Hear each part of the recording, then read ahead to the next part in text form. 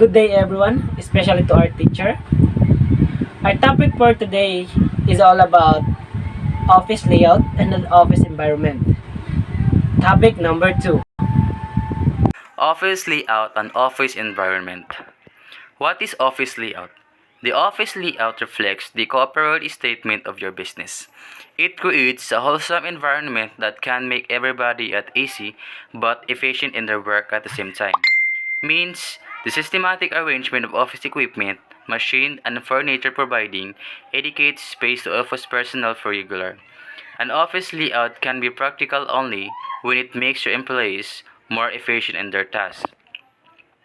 What is the purpose of an office layout?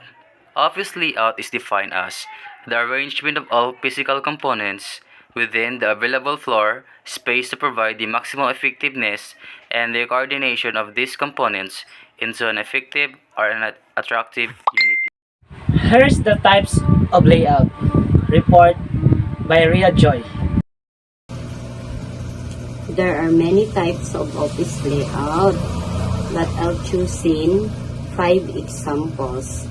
For example, number 1 is traditional office layout. In a traditional office layout, is made up of individuals that are built in, meaning that they are permanent or semi-permanent. This style of office layout will include a combination of enclosed offices. Another example is a cubicle office layout. When we say cubicle office layout, is a small partition of area of a room. For example, one containing a bed in a dwelling or one containing a desk in an office. Another example is home office layout. When we say home office layout, it fits neatly into the corner of the home, great room, and was carefully planned. Keeping in mind the position of windows, if you have any windows, or electric outlet and telephone.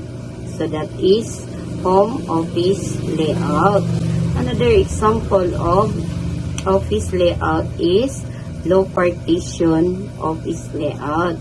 This is more modern version of the cubicle office, meaning this is more upgraded, the low partition office layout compared to cubicle office, where the height of the partition walls around the workspaces is lower to allow for more lights and interaction between workers. Like cubicle office layout, it may include built-in meeting rooms and office if more privacy is required. Another example is open plan office layout. In an open plan office layout, where all the employees and office equipment do their work from a single room under an open office layout, every department is usually allocated to one space and all the team members from a given department are allocated in the same room. Most open office layout are partitioned by shelves or filing cabinets. And that's all the example of office layout. So now, what is an office environment? Well, an office environment consists of individual cubicles, meeting rooms, and spaces for support activities. Some offices also have kitchen areas or canteen.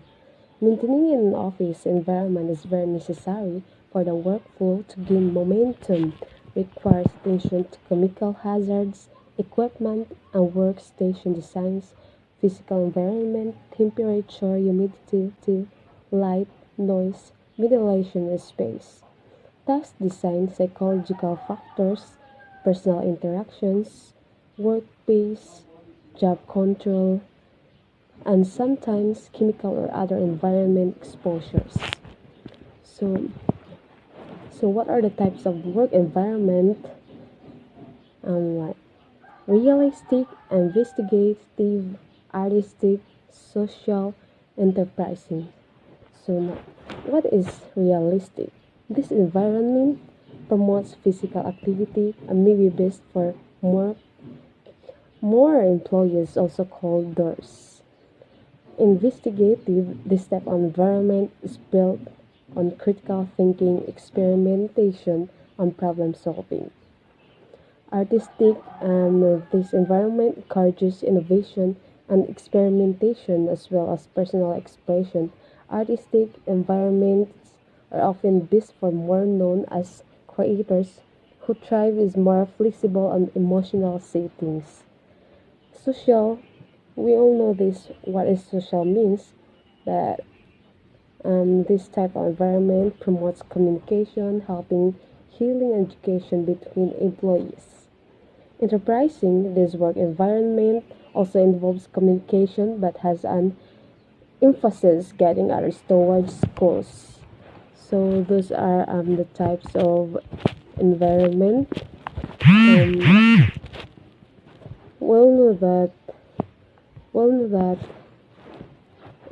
environment is of what we are see like this where I see like in the office it's like the designs or the backgrounds, there are a lot of temperatures like that.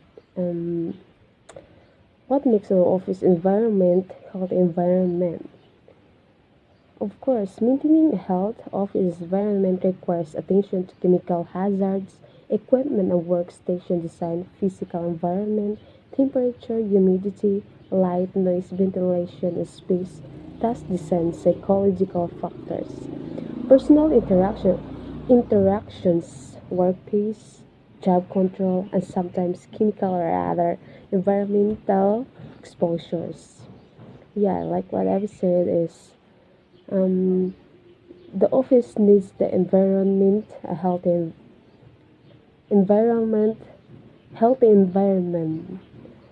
It's because it's for our own good.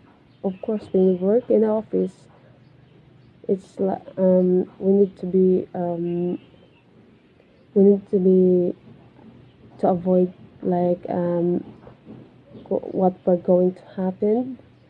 So yeah, that's it.